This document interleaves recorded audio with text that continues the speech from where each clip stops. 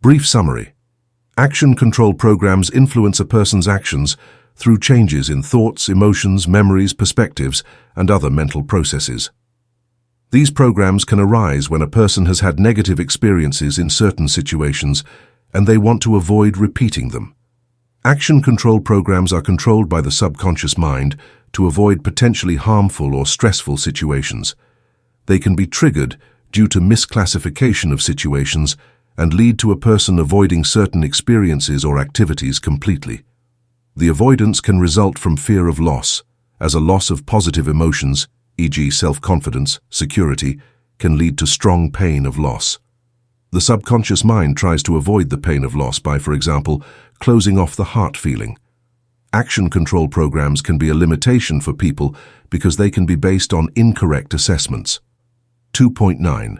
Action control programs influence individual actions and every habitual pattern in all areas of perception.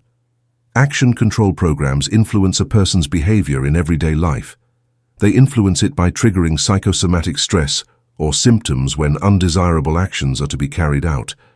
Action control programs can cause a person to avoid certain behaviors because his subconscious sees them as potentially dangerous. This can impact areas such as relationships, career, leisure activities, and more. If a person's action control programs are designed to protect him from certain situations, certain behaviors may be linked to psychosomatic distress, such as anxiety, physical discomfort, or fear. These reactions serve as a signal that the action control program is active and wants to prevent the person from entering into a possible danger. Unwanted actions are those behaviors that are associated with a blocked trauma and carry the risk that the trauma will be triggered again. To avoid a new trauma, they are suppressed or prevented by the action control programs. Example: self-awareness and self-confidence. We assume that there is a blocked trauma from the area of evolutionary survival instincts. The event or situation that triggered the evolutionary triggers was a loss of self-confidence as a result of a traumatic event. The resulting pain of loss automatically activated the instinct programming survival program. This led to the blocking of a trauma area. The person should be protected from further stressful experiences. Therefore, the action control programs resulting from this blocked trauma influence the person's decisions and actions to prevent a repetition of the stressful situation. The goal is to avoid or evade this old stressful situation in order not to suffer the same loss again. The subconscious mind uses all the means at its disposal to do this. These include, for example, psychosomatic reactions, influencing, etc. See Chapter 2.10. The subconscious mind uses various means to achieve the survival goal and to avoid negative or stressful situations. For this, it can trigger psychosomatic reactions or the avoidance of certain actions, flight and avoidance behavior. When the subconscious notices that the person is in the process of rebuilding self-confidence and self-assurance, it may trigger psychosomatic stress or symptoms to disrupt this process. These psychosomatic stresses are generated by the action control programs. In such cases, the subconscious can trigger reactions that cause the person to lose self-confidence or become blocked in order to avoid repeating earlier traumatic experiences. To avoid stressful or traumatic situations, people often form behavior patterns and routines that help them avoid them. These behavior patterns are then often performed automatically without being consciously aware of them. This is the area of stress avoidance, pain avoidance. The person unconsciously tries a few different actions. The action that causes the least stress is preferred by the person and becomes a habit pattern. This action is then performed again and again to avoid the stress caused by the blocked trauma. In this way, behavior patterns develop that are no longer consciously controlled, but run automatically to guarantee survival and avoidance of stress. There may also be patterns of behavior that do not necessarily help to solve the problem, but help to avoid pain. Over time, these actions become fixed habits and can be difficult to change. These actions can also be behaviors or avoidance strategies that help the person to cope with and avoid the psychosomatic symptoms. Over time, this can become a fixed pattern that is difficult to change because it has become a person's survival strategy. The more often a person performs the same action, the faster a habit pattern develops. In this case, the habit pattern was created by pain avoidance programs, action control programs, from the instinct programming survival domain. When an action is seen as the best solution to a particular stressful situation, it is performed more often and eventually becomes an automated pattern of behavior. The subconscious mind tries to protect the individual from stress by establishing habitual patterns that it considers effective in avoiding or reducing stress. Examples: the person learns that he behaves in a way that does not give anyone a reason to leave him. The person learns that he does not feel comfortable when his actions are negatively evaluated by others.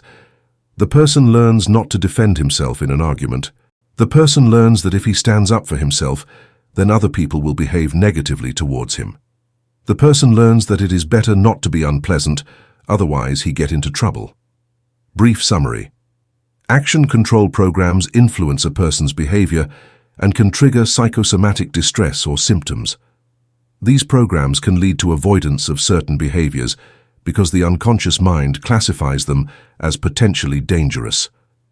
The psychosomatic stresses or symptoms serve as a signal for the active action control program, which wants to prevent the person from entering into a potential danger.